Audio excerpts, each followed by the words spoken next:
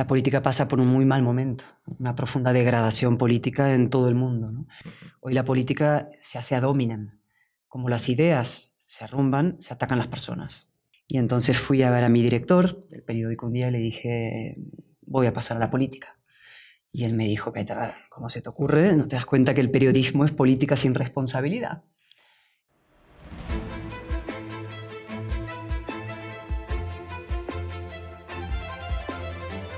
Inconformes, con el doctor Jorge Díaz Cuervo.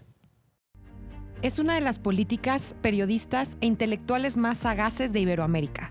Ha recibido numerosos reconocimientos, entre ellos el Micrófono de Plata y el Premio Sociedad Civil por el Think Tank Civismo. Cayetana Álvarez de Toledo es diputada por Barcelona, historiadora, periodista y portavoz de Libres e Iguales, Asociación Cívica para la Defensa y Democracia de los Valores Constitucionales. Cayetana, bienvenida a México, bienvenida a la Universidad de la Libertad y en particular al podcast Inconformes de nuestra universidad. Muchísimas gracias, es un placer y un privilegio estar aquí. Cayetana, ¿por qué no nos cuentas un poco cómo fue tu tránsito de ser una académica, historiadora, periodista y luego a la política? Un proceso de degradación, diría mi maestro Eliot, ¿no?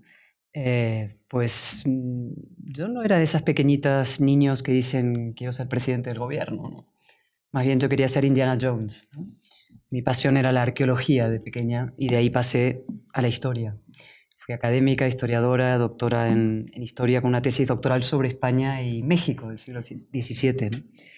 Y en un momento dado tuve que tomar una decisión de si seguir en el mundo puramente académico, en Oxford, donde siempre había hecho mis estudios, mi carrera y mi doctorado, o si salir un poco al mundo real, ¿no? Y un poco por casualidad, por azar, acabé trabajando en un periódico, en la sección de opinión de un periódico en España, en unos años difíciles y decisivos.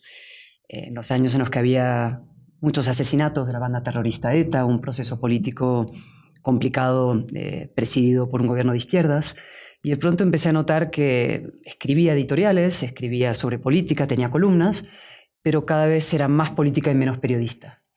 Y entonces fui a ver a mi director del periódico un día y le dije, voy a pasar a la política. Y él me dijo, ¿cómo se te ocurre? ¿No te das cuenta que el periodismo es política sin responsabilidad? Y yo le dije, nada de eso. Le digo, y si es así, yo quiero asumir mi responsabilidad y bajar a la arena, por citar la vieja maravilloso discurso de Theodore Roosevelt, el hombre en la arena, ¿no? Uh-huh. Y así es como acabé en la política, implicándome y descubriendo que tenía una vocación profundísima, inasequible prácticamente a todos los desalientos. Cayetana, para muchos de quienes nos escuchan, la política es algo ajeno, es algo a veces no muy grato. ¿Cómo es la política por dentro? ¿Cómo se vive la política día a día? Es dura, áspera, ingrata y a su vez fascinante y adictiva. La política pasa por un muy mal momento, una profunda degradación política en todo el mundo, ¿no? Y yo hablo mucho de esto. Yo he vivido la política y los partidos por dentro y comprendo que la gente sienta una desvinculación afectiva con los políticos y la política. La tónica es la mediocridad cuando no lo esperpento. Lo digo siempre, los parlamentos se han vuelto casi una mezcla de circo de 3 pistas y reality show. En fin, se apela mucho más a las vísceras y a las emociones que a las razones. La palabra se ha degradado, la verdad no existe. Es decir, hay una crisis de la política. Y sin embargo, yo lo que hago es luchar desde dentro para conseguir la dignificación de la política y su regeneración. Porque mi tesis, y creo que es incontestable, es que no hay nada más importante que la política. La política afecta a los ámbitos todos de nuestra vida, de la vida de la gente, de los más pequeñitos, como puede ser, muchas veces lo digo, ¿no? El trazado de una carretera, colocar un semáforo, garantizar el suministro de electricidad, hasta las grandes decisiones sobre gestionar una pandemia imprevista o tomar decisiones sobre la vida, la muerte, la gente, la guerra, ¿no? Con lo cual necesitamos que la política se dedique a los mejores, los más inteligentes, los más formados, los más honestos. Y si todos decimos la política es tan sucia que la vamos a dejar simplemente en manos de los más mediocres y los peores, pues la política acabará destruyendo nuestras democracias. Claro. En el 2021 publicaste un libro Políticamente Indeseable, es el título del libro, Sí. que recomiendo mucho que lo revisen, que lo lean. Y ahí hay una frase que me parece muy poderosa y que quisiera que desarrollaras un poco sobre esas ideas. Tú dices, luché contra lo indeseable en la política hasta que me convirtieron en políticamente indeseable. ¿Qué es lo indeseable en la política? Lo indeseable en la política, por ejemplo, el victimismo, la xenofobia, la intolerancia, la censura. Hay cantidades, la propia mediocridad que estamos viendo en tantos aspectos, el avance de una izquierda autoritaria, el populismo. Y yo intenté dar, desde mi posición, que en ese momento era portavoz de mi grupo parlamentario en el Congreso, bueno, una posición de cierta relevancia, la batalla de las ideas y la batalla cultural, ¿no? La batalla contra el nacionalismo, contra el sentimentalismo, la irracionalidad, el victimismo, ¿no? Y la batalla cultural es complicada. Eso implica hacer frente a resistencias muy poderosas. Y esa primera batalla la perdí. Con lo cual conozco el éxito y el fracaso, como Michael Ignatieff, ¿no? Que escribió ese maravilloso libro Fire and Ashes sobre el fracaso en política. Y sin embargo, también aprendí, de hecho estoy de vuelta, I'm back, de que lo más importante en la política es tener los principios y las ideas claras y sólidas. La columna vertebral, como la llamo, ¿no? El tablero se puede sacudir, se puede mover, te pueden echar arriba, a veces estás arriba, luego estás abajo, pero si tienes las ideas, los principios, las convicciones sólidas y claras, acabas superando esos obstáculos y dando esa batalla con éxito. Muchos creemos que un demócrata, una demócrata, sabe ganar y sabe perder. Tú ahora acabas de decir que pues tuviste un mal momento, digamos, o un setback. Sin duda. ¿Cómo se recupera uno anímicamente cuando sabemos que en política esas derrotas pueden ser muy, muy dolorosas hasta en lo personal, digamos, en el ámbito más cercano, hasta familiar, etcétera? Para empezar hay que intentar separar lo personal de lo político, cosa muy difícil hoy en día, ¿no? Se mezcla mucho, los ataques son muy personales. Hoy la política se hace ad hominem. Como las ideas se arrumban, se atacan las personas. Tú fíjate en el discurso o en los debates políticos, pocas veces a un argumento se le contesta con otro argumento. No hay una discusión racional sobre hechos objetivos o sobre argumentos, sino simplemente ataques personales. Con lo cual hay que intentar disociar ambas cosas y entender que esos ataques personales forman parte de la manera muy safia de hacer política hoy en día y preservar lo personal de eso, ¿no? Y lo segundo, lo que te decía anteriormente, la clave son las ideas.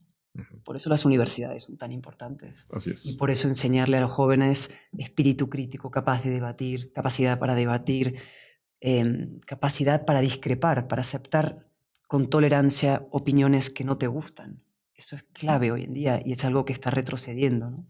Uno de los grandes problemas contemporáneos es precisamente que los jóvenes no aceptan ser ofendidos en sus opiniones, se han vuelto intolerantes y hay que explicar que la tolerancia y la ofensa forma parte de la libertad y de los sistemas democráticos, ¿no? Mi derecho a ofender y también a ser ofendido. Es decir, que me digan cosas que a mí no me gustan, no te hablo de los ataques personales que entran por otro lado, opiniones que no me gustan, y ser capaz de encajar y a su vez rebatir de manera inteligente e intentar ganar una discusión. Eso es la democracia. Y si eso lo mantienes fuerte y tus ideas y tus principios claros y tienes un carácter que hace falta tener, una piel dura, al final, pues, y un poco de suerte, el azar también es importante, ojo, pues acabas, yo creo, superando todos los obstáculos, ¿no? ¿Estarías de acuerdo, Cayetana, en que hoy la batalla cultural, la guerra cultural que vivimos en muchas regiones del mundo, ya no es tanto de derechas y de izquierdas, sino de populistas autoritarios o de demócratas liberales? Creo que todos conocemos gente de derecha que es demócrata y que es liberal, y gente de derecha que es autoritaria y populista. Y lo mismo pasa con las izquierdas. ¿Cómo explicar a los jóvenes esta batalla cultural? ¿Qué es lo que está en juego entre estas dos visiones del mundo? Es interesante porque lo que está en juego realmente es el suelo común que hace posible una convivencia pacífica y en libertad, que es la democracia. Son los basics, son los elementales. Es el Estado de Derecho, es la libertad individual, es la igualdad ante la ley, es una sociedad abierta. Es decir, son cosas que no son de izquierdas o derechas, sino que forman parte del acervo común, el suelo común, podemos llamarlo, transversal, que permite que personas con opiniones muy distintas puedan pacíficamente organizarse en una comunidad, ¿no? Y efectivamente lo que estamos viendo es que ese suelo común está siendo socavado, ¿no? Erosionado y a veces socavado profundamente por movimientos extremistas, ¿sí? Movimientos de izquierda autoritaria populistas, pero que provocan también movimientos pendulares muy fuertes con reacciones de derechas extremas antipolíticas, ¿no? Entonces se trata de fortalecer la gran centralidad, que no es un centro entendido como el centro de la nada, de la equidistancia, ¿no? Entre la ley y la selva no hay punto medio, entre la libertad y la servidumbre no hay punto medio, ¿no? Entre la corrupción y la honestidad no hay punto medio. Eso no es el centro, es el centro que agrupa los grandes principios vinculados a la ilustración, vinculados al enlightenment, vinculados a la razón, a la ciencia, a la objetividad. Y eso es lo que nos toca, esa es la batalla cultural de verdad, ¿no? Volver al espacio de la razón, lo llamo yo, de alguna manera. Me llamó la atención en tu libro que sugieres que para enfrentar o para vencer el populismo hay que atrevernos a decir en público lo que afirmamos en privado. ¿A qué te refieres con...? Porque los políticos tratan a los ciudadanos como clientes, que si el cliente siempre tiene razón, o como a niños, como menores de edad que no les puedes decir la verdad porque no la van a entender, o mucho peor, la van a entender y como la van a entender no te van a votar.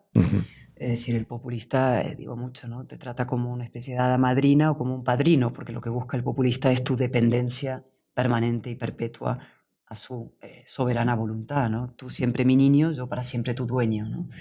Es decir, como menores de edad.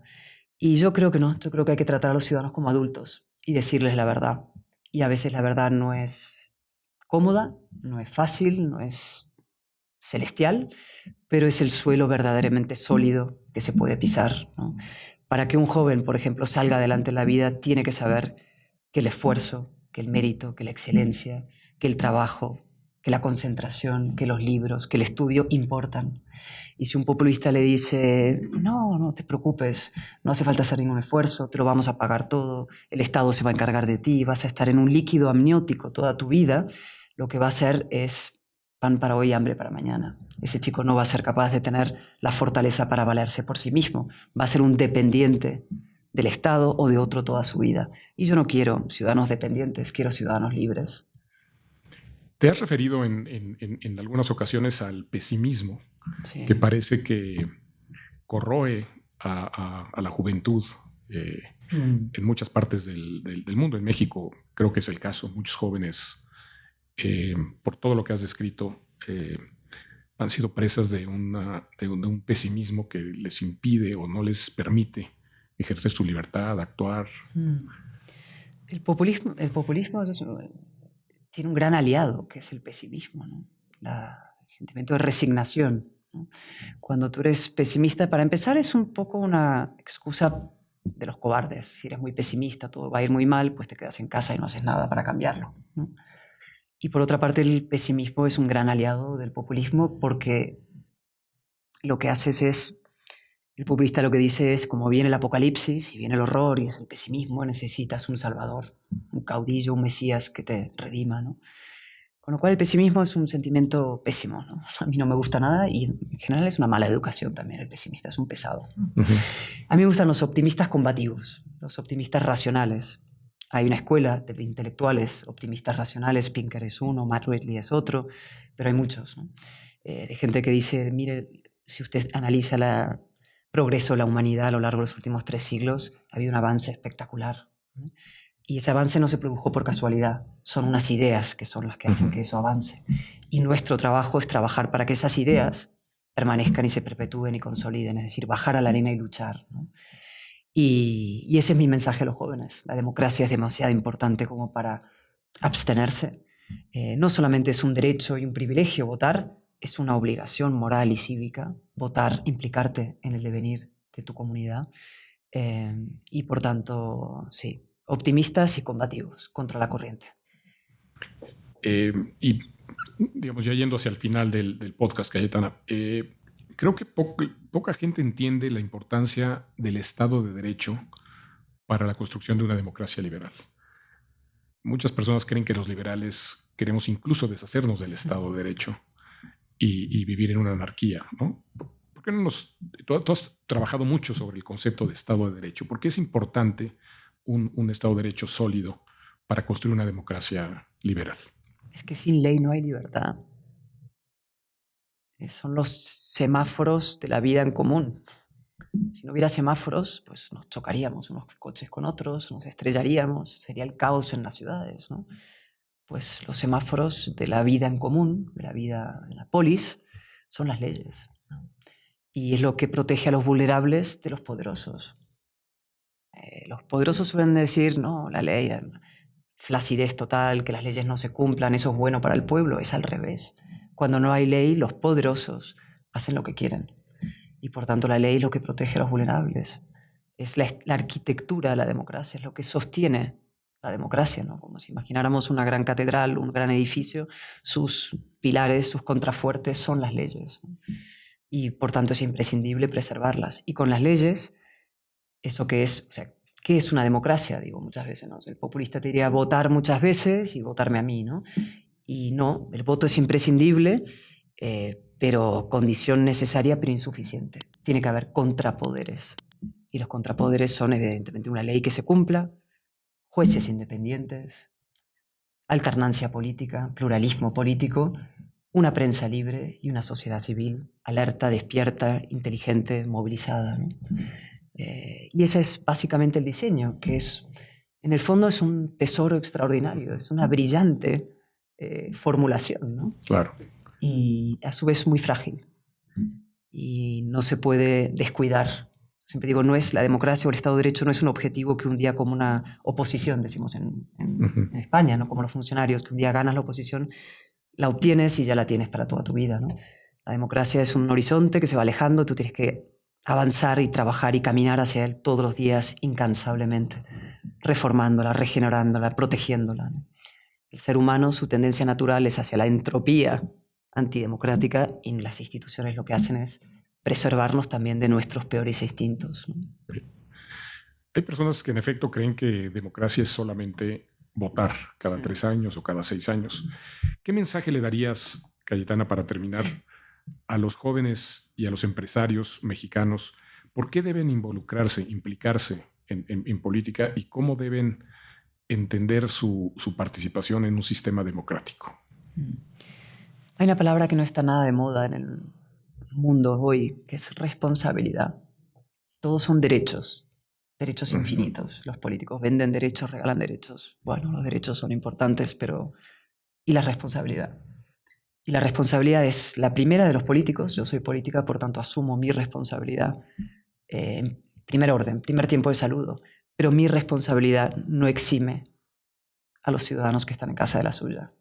Son los dueños y titulares de la democracia. Y por tanto lo que vaya a pasar en democracia también es responsabilidad directa suya. Y por supuesto los empresarios, en la medida que los empresarios son gente poderosa y con influencia. Cuanto más influencia tienes en la sociedad, más responsabilidad también tienes. Claro. Y por eso yo les digo que inviertan en democracia, ¿no? Que la democracia, que no hay salud económica sin salud democrática. La idea de que un país puede ir maravillosamente bien económicamente, avanzar y generar progreso y riqueza y clases medias sin salud democrática es falsa. Y por tanto a todos nos corresponde preservar este tesoro que hemos heredado y que nuestra obligación es donar a las siguientes generaciones.